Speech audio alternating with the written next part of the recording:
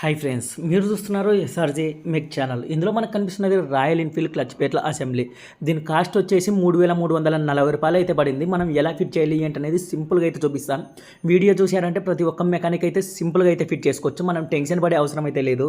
Royal Enfield bike అయితే చాలామంది అయితే రాయల్ ఎన్ఫీల్డ్ అయితే టచ్ చేయాలంటే దాని మీద ఐడియా ఉండదు. నార్మల్ బైక్లకి ఇది వేరైనా అయితే చేస్తూ ఉండరు. మీకు ఇందులో అయితే సింపుల్గా అయితే చూపిస్తాం. మనకి ఆ క్లచ్ ప్లేట్ల అసెంబ్లీలో వచ్చేసి మొత్తం clutch centre, clutch hub, iron ప్లేట్లు, క్లచ్ ప్లేట్లు, అలాగే స్ప్రింగులు, బేరింగ్లు అయితే వచ్చేసాయి. మనం అవన్నీ తీసుకొని నీట్గా అయితే ఫిట్ చేయడం అయితే జరుగుతుంది. మీరైతే ముందుగా 8mm బోల్టాలు అన్నీ అయితే నీట్గా ఓపెన్ చేసుకోవాలి. మనకి స్పెండర్ కంటే సింపుల్గానే అలవాటు అయిందంటే మనకి రాయల్ ఎన్ఫీల్డ్ బైక్లకి క్లచ్ ప్లేట్లు ఫిట్ చేయాలంటే స్పెండర్ బైక్ కంటే సింపుల్గానే ఫిట్ చేసుకోవచ్చు. అది ఎలా అనేది అయితే మీకైతే చూపిస్తాం. ముందుగా మనం 8mm బోల్టాలు అయితే అన్నీ ఓపెన్ చేసామంటే సింపుల్గా కప్ అయితే బయటకు అయితే వచ్చేస్తుంది. రాయల్ ఎన్ఫీల్డ్ బైక్లకి క్లచ్ ప్లేట్ల అసెంబ్లీ ఫిట్ చేయాలంటే మనకి కాస్త బలం ఉండాలి, లేదా కాస్త తెలివి, బలం రెండు ఉంటేనే ఫిట్ చేయగలం. అది ఎందుకు చెప్తున్నానంటే ఇందాకనే స్పెండర్ కంటే సింపుల్ అన్నావు కదరా అని అయితే అనుకోవచ్చు. అది ఎందుకు చెప్తున్నాను అనేది కూడా మీకైతే అర్థమయ్యేలా అయితే చూపిస్తాం. మీరైతే లాస్ట్ వరకు అయితే చూడండి. మనం క్లచ్ ప్లేట్ల అసెంబ్లీ అయితే ఓపెన్ చేసాం. ఓపెన్ చేసిన తర్వాత సైడ్కి మిగిలిన బైక్లకు ఉన్నట్టు సైడ్కి మనం ఏవి ఓపెన్ చేసుకునే అవసరం అయితే లేదు. లోపల ఉన్న 22 సైజ్ బోల్ట్ అయితే మనం అయితే ఓపెన్ చేసాం. బోల్ట్ కాదు, నట్టు.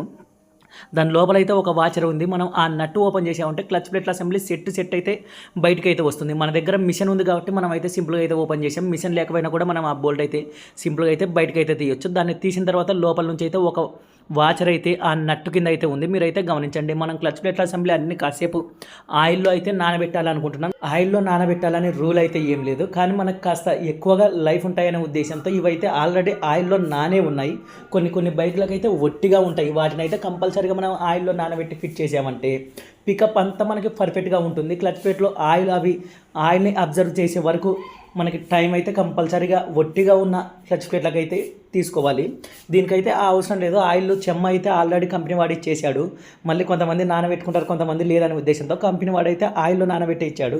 అయినా మనం కాసేపు నానబెట్టుకుంటే మనకు కూడా బాగుంటుందనే ఉద్దేశంతో కాసేపు అయితే నానబెట్టుకుంటున్నాం. మనం నానబెట్టాలనే రూల్ అయితే ఏమైతే లేదు.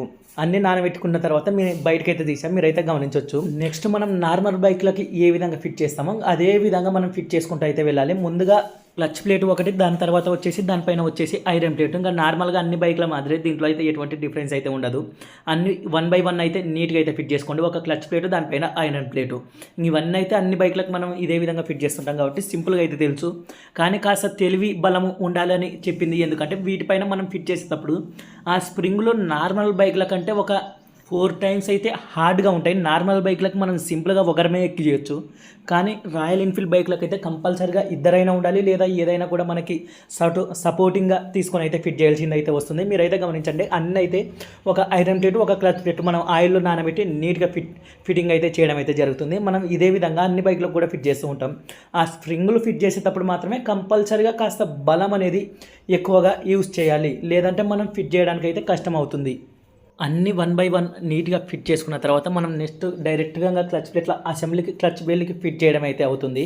మీరైతే చూడొచ్చు. అన్ని నీట్గా అయితే ఫిట్ చేసుకుంటున్నాం. ఐరన్ ప్లేటు ఒకటి వచ్చేసి, దాని తర్వాత వచ్చేసి క్లచ్ ప్లేట్లో మళ్ళీ మనం చివర క్లచ్ ప్లేట్ వేసామంటే దానిపైన కూడా మనకు కంపల్సరీగా క్లచ్ ప్లేట్ అయితే రావాలి. ఐరన్ ప్లేట్ వచ్చిందంటే రాంగ్ ఫిట్ చేస్తున్నామని అయితే మనమైతే అర్థం చేసుకోవాలి. మీరైతే గమనించవచ్చు.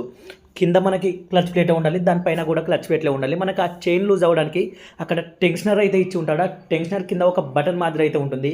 దాన్ని లూజ్ చేసుకున్నామంటే మనకి ఆ చైన్ అనేది లూజ్ అవుతుంది, లేదంటే క్లచ్ బెల్ అనేది బయటకు పడే అవకాశం అయితే ఉంటుంది.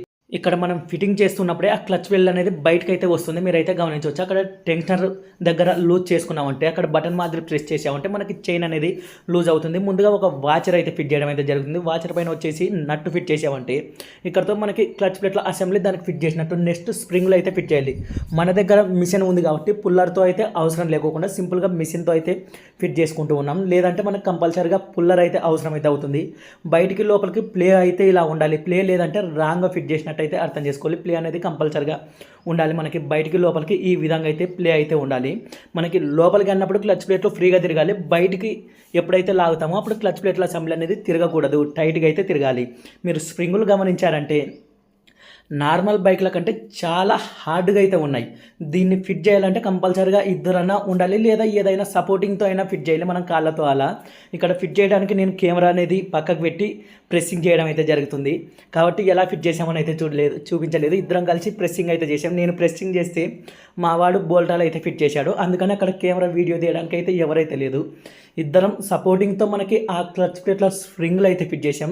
ఇక్కడ మాత్రమే మిగిలిన అన్ని బైక్ల కంటే కాస్త కష్టం అనిపిస్తుంది తప్పిస్తే మిగిలిన ఎక్కడైతే అనిపించదు అంతంగా టోటల్గా అయితే మనం ఫిట్టింగ్ చేయడం అయితే జరిగింది. ఇదే విధంగా సింపుల్గా మనకి రాయల్ ఎన్ఫీల్డ్ బైక్లకు అయితే క్లచ్ ప్లేట్ల అసెంబ్లీ ఫిట్టింగ్ చేయడం అయితే ఈ విధంగా చేశారంటే మీరు కూడా సింపుల్గా అయితే ఫిట్ చేసుకోవచ్చు. ఏ కష్టం అయితే ఉండదు. నార్మల్ బైక్ల కంటే సింపుల్గానే ఉంటుంది. కానీ స్ప్రింగులు ఫిట్ చేసేటప్పుడు మాత్రమే కాస్త హార్డ్గా అయితే ఉంటుంది. అన్నీ మనం నీట్గా ఫిట్ చేసుకుంటున్నాం. ఇవి అటు ఇటు పడకూడదు అనే ఉద్దేశంతో మనం ఫిట్ చేసేటప్పుడు గ్రీస్ అయితే పెట్టుకుంటూ ఉన్నాం. గ్రీస్ పెట్టుకోవాలని ఇక్కడ రూల్ అయితే లేదు. అనబాండ్ అలాంటివి మాత్రం పెట్టకండి. గ్రీస్ అనేది ఆయిల్లో అయితే కలిసిపోతుంది కాబట్టి మనం గ్రీస్ అయితే పోయడం అయితే జరుగుతుంది. వీటికైతే ప్యాకింగ్ అయితే రాదు, మీరైతే గమనించుకోవచ్చు. రాయల్ ఎన్ఫీల్డ్ బైక్లకి ఎక్కువగా అయితే ప్యాకింగ్ అయితే రాదు. కాబట్టి కార్ట్లు పెట్టుకోకుండా నీట్గా అంతా క్లీన్ చేసుకొని పర్ఫెక్ట్గా ఫిట్ చేసుకున్నారంటే సింపుల్గా రాయల్ ఎన్ఫీల్డ్ బైక్లకి క్లచ్ ప్లేట్ల అసెంబ్లీ అయితే ఫిట్ చేయవచ్చు. చాలామంది మా మెకానిక్ ఫ్రెండ్ సర్కిల్లోనే చూస్తుంటారు. రాయల్ ఎన్ఫీల్డ్ బైక్లు అంటే చాలామంది అయితే భయపడుతూ ఉంటారు. ఎందుకంటే వీటికి సంబంధించిన స్పేర్స్ అంత త్వరగా దొరకవు, అలాగే వీటిపైన ఎక్కువ ఐడియా ఉండదు. కాబట్టి నేను ఫుల్ వీడియో అయితే చేయడం అయితే జరిగింది క్లచ్ ప్లేట్ల అసెంబ్లీ ఎలా ఫిట్ చేస్తామనేది.